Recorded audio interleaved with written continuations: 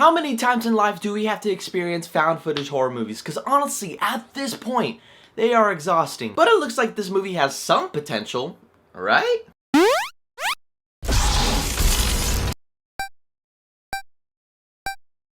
Okay, so The Gallows. So The Gallows follows a group of high school kids in which they're doing a tribute play where a kid 20 years back was unfortunately killed. The main star of the play doesn't want any part of it due to his shitty acting, he can't remember his lines, and he doesn't want to make a fool of himself. So that's when he and his friends sneak inside the school so they can try and destroy the set so the main star doesn't have to take part of this play. From there, they all get trapped inside the school in which this hooded figure messes with them that seems to have a connection with the original play 20 years ago. You guys know how I feel about found footage horror movies. They used to be such a creative aspect in horror that it used to be really fresh when it first came out. Now that all these horror movies seem to grab that concept, it's literally like copy and paste at this point. They really turned into cheaply made horror films where it runs on like a $5 budget and these companies make like millions back. And then they leave the theater like 2 weeks later because that's what found footage horror movies have become. Right there, I just wasn't looking forward to The Gallows, but I still had hope, and it turns out it had a few surprising elements to the movie. But deep down, it's the same stuff we have been getting over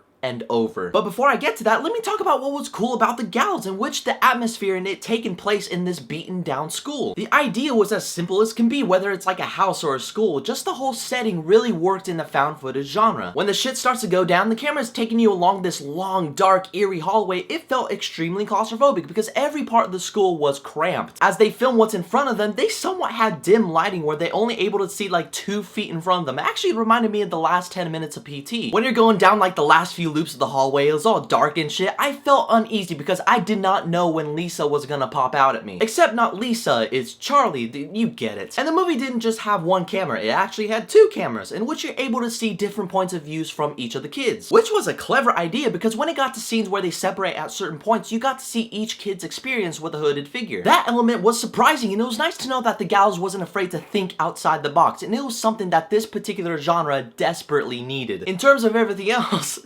no.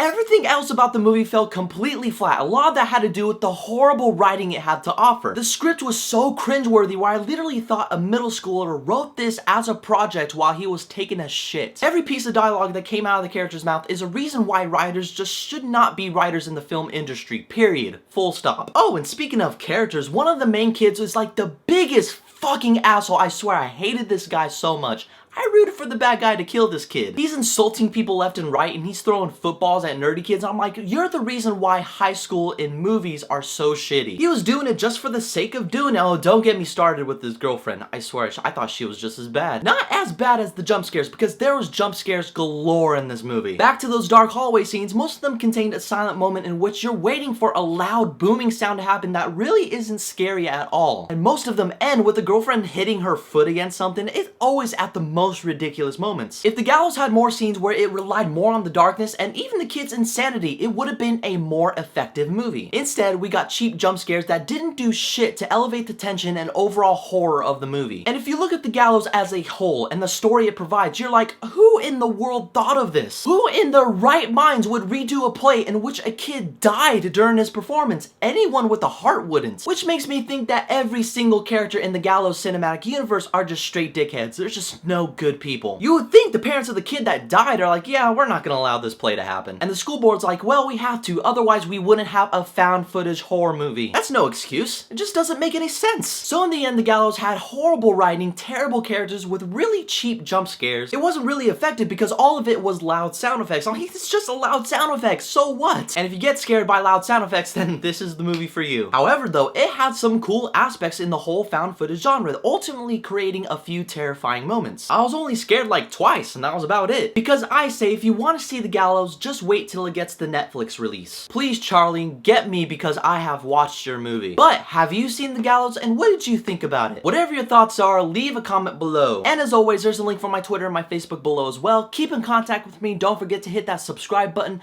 But in the meantime, I have to get going to hang myself. Actually, no. The movie wasn't that shitty.